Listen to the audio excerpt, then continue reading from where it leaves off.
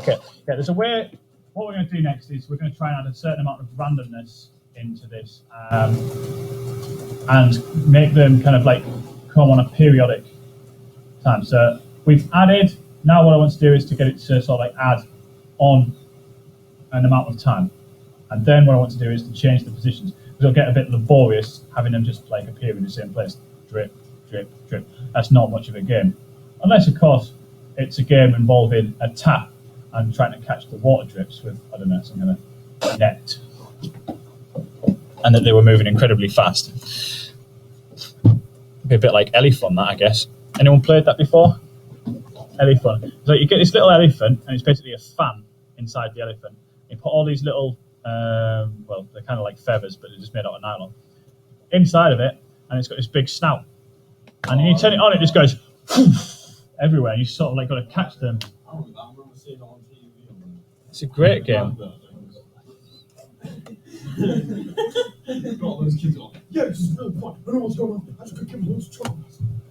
Okay, so let's simplify this code a little bit.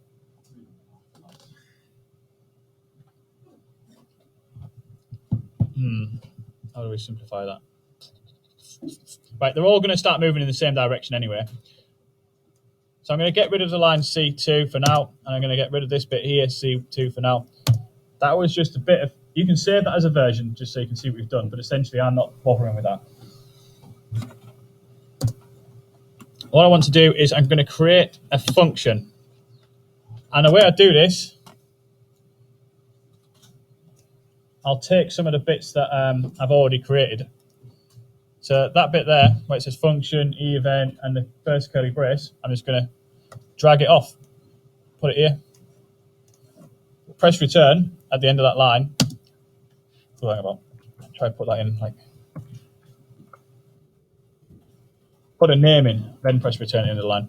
So what are we doing with this list of instructions? What were we making happen there? So we're making something move. So it's like move circle. So the first rule is that with your function names, it should be something meaningful, and if you can help it, short. So a couple of words, a couple of short words. It needs to be so that you can read it, come back to your code, and understand it. Eventually, you'll make a game. You might have a few hundred lines of code. You might have a few thousand lines of code. You need to be able to make it as easy as possible for you to understand what you've done. When you work in a team, you need to make it easy to understand what you've done, because other people might have to work with your code, and you might have to work with other people's code. Okay, so I press return. Oh, it's not doing it for me. Fair enough. I think it's because I've broken the code. So I'm just going to take this bracket and put it there. And take this instruction and put it there. And then do this. Move circle. So your new code needs to look like that. How you do that is up to you. Do it or type it up again, or you can just do some drag and drop stuff like I did.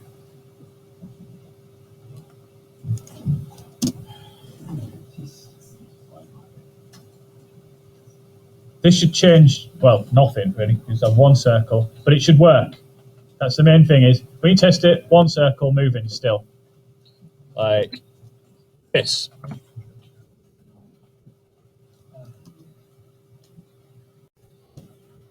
Right. I'll do that again for those of you who missed it. What I'm doing is, okay, so I'm going to copy and paste in a new instance.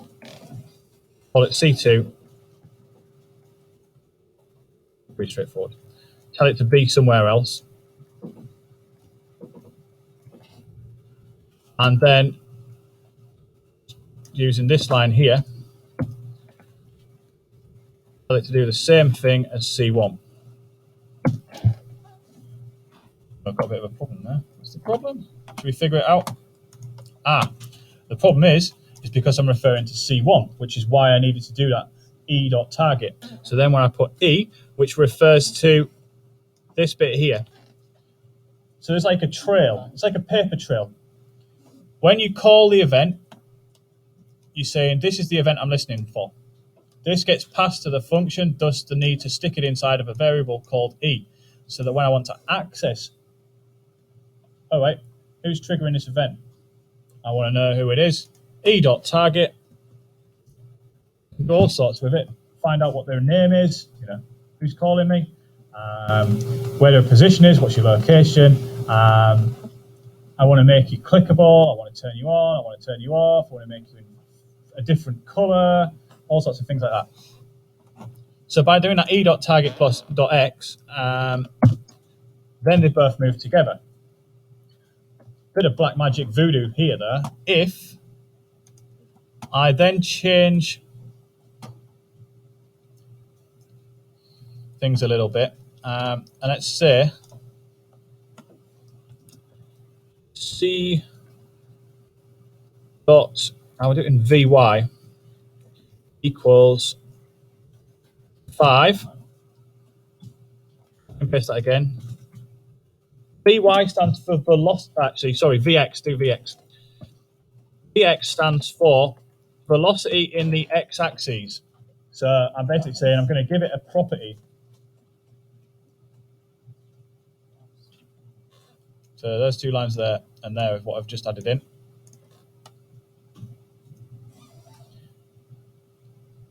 And rather than telling it to be 5, what I can do is I can put E.target.vx.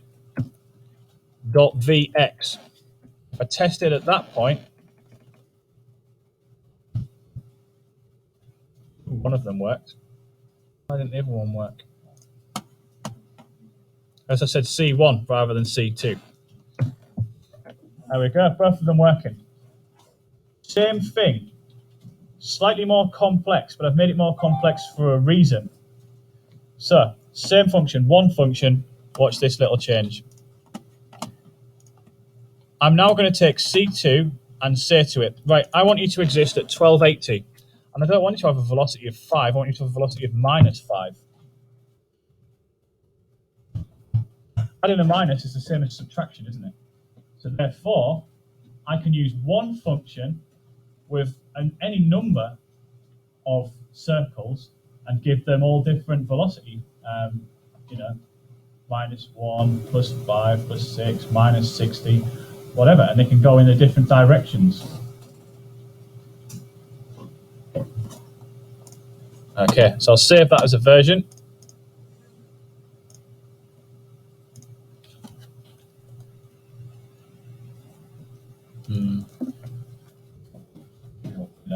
And I did say what we do next is add things on a timer. So that's the next thing we need to do. And this is quite a big change compared to what we've done, is we're going to bring in a timer event. So I don't need all of this stuff about C2 anymore, because I'm going to fundamentally change the whole script. I'm going to create a function and call it add circle. In brackets, that is going to listen for a timer event. You'll notice I get a drop down.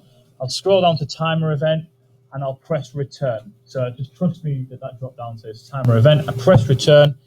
It puts the word in for me. Not only that, but it puts that line on line 2 in for me. It imports the bits that I need to do this.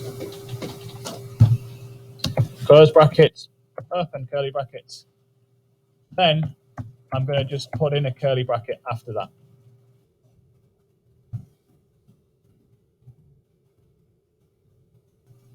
If you was to test at that point, nothing would happen. I also need to bring this bit here, c1.addEventListener, or CL, whatever you've used, and put it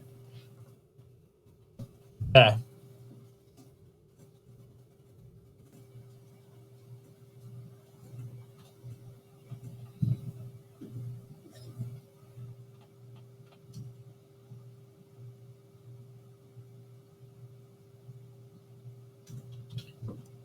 Just space it out a little bit.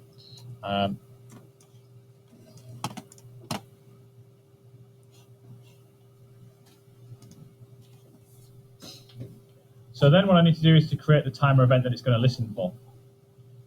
And I'll do that before I create the function, actually. So var game timer, and after the colon, I'm going to tell it it's a type of timer. So what you're looking for in the drop-down menu is timer. It starts with a capital T.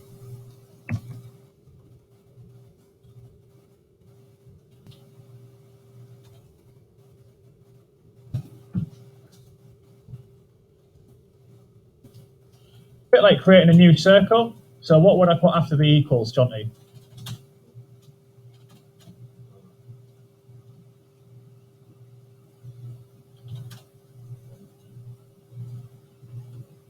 Well, look at the line 5 that I'm on here, and then look at how we created the circle on line 7. What do I do after the equals? New. And in this case, it's a new what? So it's just as simple as new timer. With some brackets. Okay. I also need to add an event listener to that timer to tell it what I want it to do when I want it to do it. Actually, one little thing that needs to go in the brackets here. It gives you a little code hint when you put the first bracket in, saying delay and repeat count. Delay is pretty simple. It's in milliseconds. So there's 1,000 milliseconds in a second. And so what it'll do is it gives you the option of how often you want to trigger this function. So you might want to trigger it every half second, 500 milliseconds, every second, 1,000, every 2 seconds, 2,000.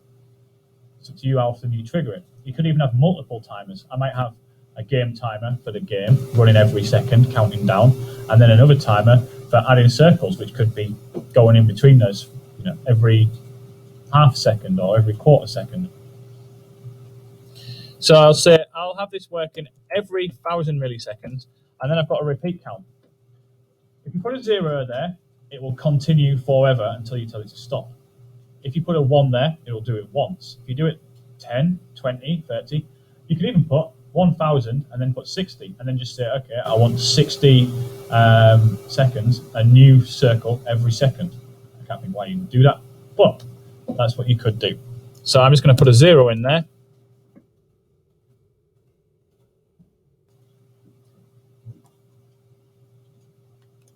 Just try and get this to get a bit bigger.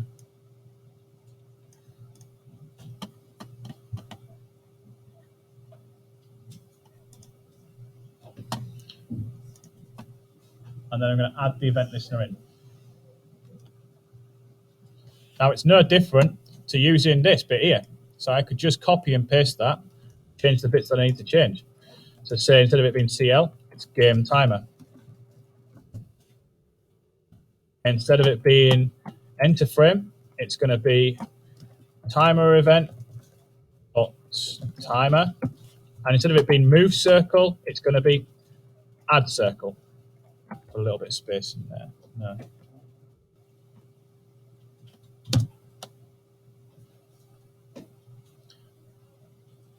And then I tell it to start, and it'll go.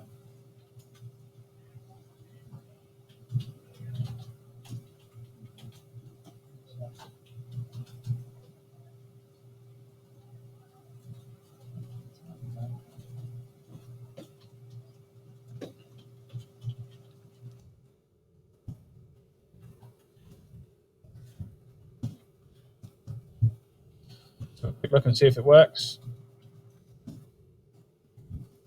1, 2, 3, 4. So every second there's a new circle getting added.